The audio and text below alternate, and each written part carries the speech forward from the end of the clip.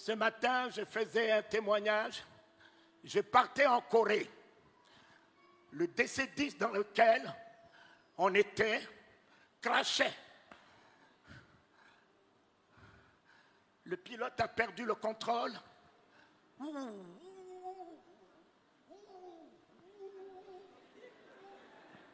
On entend dans l'avion, je vous salue Marie, je vous salue Marie, je vous salue Marie. Des prières partout. Les hôtels, tout le monde par terre.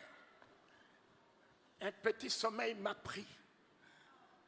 Et ce petit sommeil m'a permis de voir un ange debout sous l'avion, tenant l'avion par un seul doigt. Un DC-10 où on était 500, tenant l'avion par un seul doigt. Un autre ange sur l'avion, il a déployé ses ailes, assurant la sécurité de l'avion. Je me réveille et je chante. À toi la gloire, ô ressuscité, à toi la victoire pour l'éternité. À toi la gloire, ô ressuscité. À toi la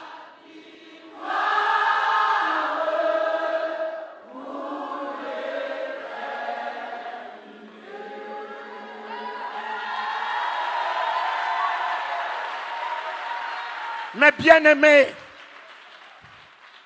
le commandant de bord m'a cherché. On m'a amené au poste de pilotage. Il m'a posé la question, êtes-vous un pasteur, un prêtre? J'ai dit, mais pourquoi? Il a dit, dès qu'on vous a entendu chanter, on nous a redonné le contrôle de l'avion.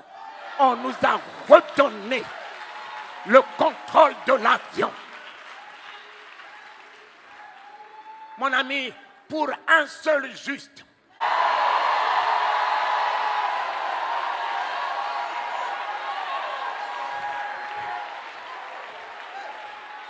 tu es le seul juste dans ta famille. Dieu gardera ta famille à cause de toi. Dieu préservera ton foyer à cause de toi. Dieu préservera tes entreprises à cause de toi. Soit la grâce de ta famille, soit le salut de ta famille, soit la victoire de ta famille, soit la bénédiction de ta famille, soit la bénédiction des nations. Oh Éternel, pour un seul juste, on était 500 dans ce DC-10. Et ils m'ont retenu par peur dans la cabine.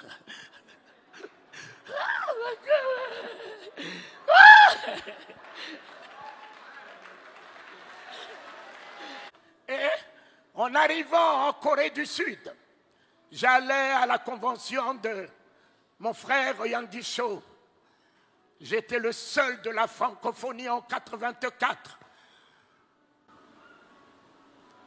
Et le commandant de bord me signe 3 chèques en blanc.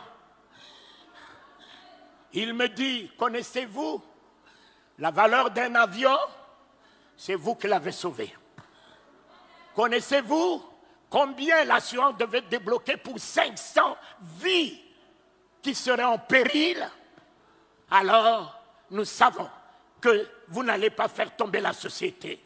Moi, qui n'avais que $300 dans la poche, Dieu a créé une situation, a mis en mon compte.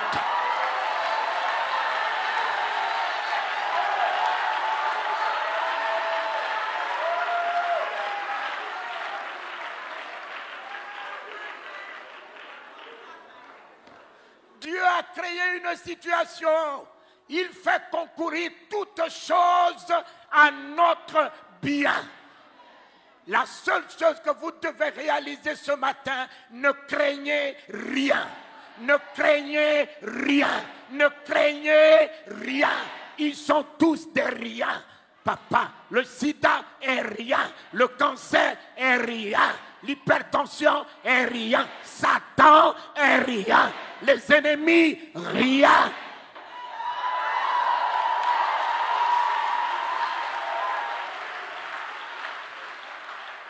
C'est la peur.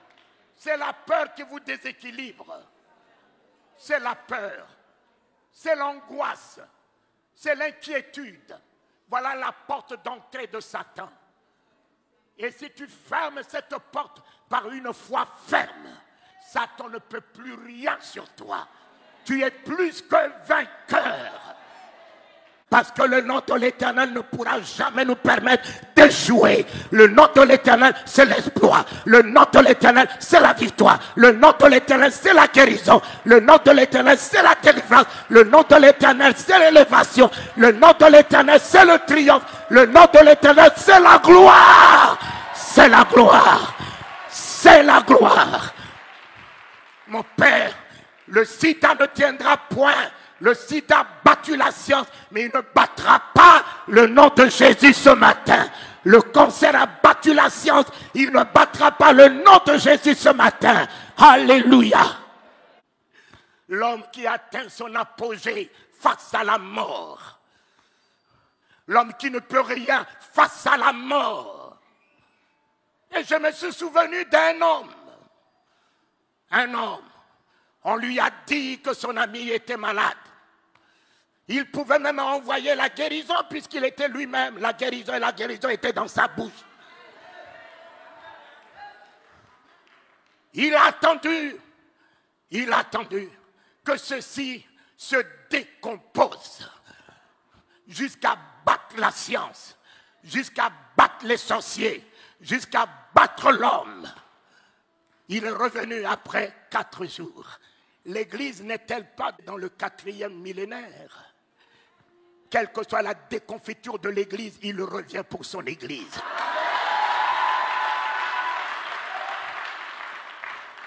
Le 4e jour s'annonce. L'Église ne sera pas ravie dans cette déconfiture. L'Église sera ravie dans la gloire, dans l'autorité, dans la puissance. Lorsque l'Église revêtira toute son autorité capable de changer les événements, de changer les circonstances, d'appeler à l'existence ce qui n'existe pas, de faire fléchir les genoux des sorciers, des augures, des magiciens, relever les défis des maladies incurables, alors c'est à ce moment qu'il reviendra chercher l'Église pour que l'Église laisse un trou dans le monde. Il vous a donné le pouvoir de marcher sur le serpent, sur le scorpion. Il vous a donné l'autorité de son nom. Il vous a donné la puissance du Saint-Esprit. Il est en vous, il est avec vous. Ce n'est plus lui. C'est à vous de vous lever et dire, nous relevons le défi. Nous changeons les événements. Nous changeons les circonstances. C'est ce que Dieu attend de l'Église. L'Église n'est pas un bâtiment, c'est bien toi. Dieu parle avec ta bouche. Dieu guérit avec tes mains. Dieu sauve avec toi. Alléluia!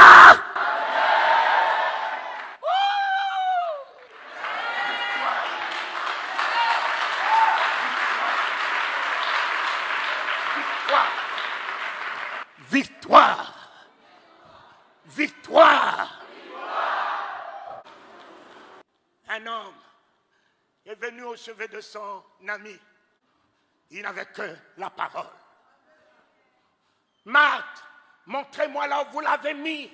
Seigneur, ne va pas là-bas, il est pourri. Lazare dort. Lazare dort. Quel langage! Quel langage! Nous étions là. Nous l'avons vu mourir. Quel est le genre de ce prophète? Il n'était pas là. Il vient nous dire que Lazare dort. Il dort où? Mon ami, la foi a un langage. L'Église doit avoir un langage. L'Église ne doit pas parler le langage des événements. L'Église ne doit pas parler le langage des circonstances. L'Église doit être au-dessus des événements, au-dessus des circonstances. Tout va bien.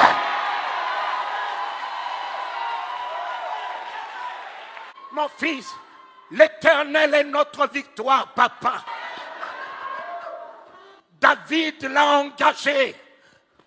Il a pris la tête de Goliath même avant que la pierre puisse partir. Il avait déjà gagné le combat.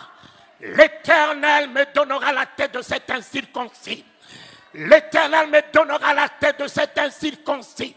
Je couperai sa tête. Il n'avait pas d'épée. Il a pris l'épée de l'ennemi lui-même pour lui couper sa tête. Soyez heureux, peuple de Dieu. Même si vous pensez qu'un jour, vous avez alors jeté la Bible, où est l'Éternel? Où est l'Éternel? Mon ami, il est à l'œuvre. Il est à l'œuvre. L'Éternel aujourd'hui est à l'œuvre. Réjouissez-vous. Même si les choses se décomposent, il le récupérera. Même si ta situation se décompose, ne t'en fais pas, garde que la foi. Il récupérera la situation. Il transformera la situation en ta faveur. Mais aujourd'hui, tu peux me parler de Jésus comment? Toi là, tu n'as que des versets. Tu n'as que la Bible déclare. La Bible déclare, mais Jésus n'est pas la Bible. Jésus est la parole de Dieu.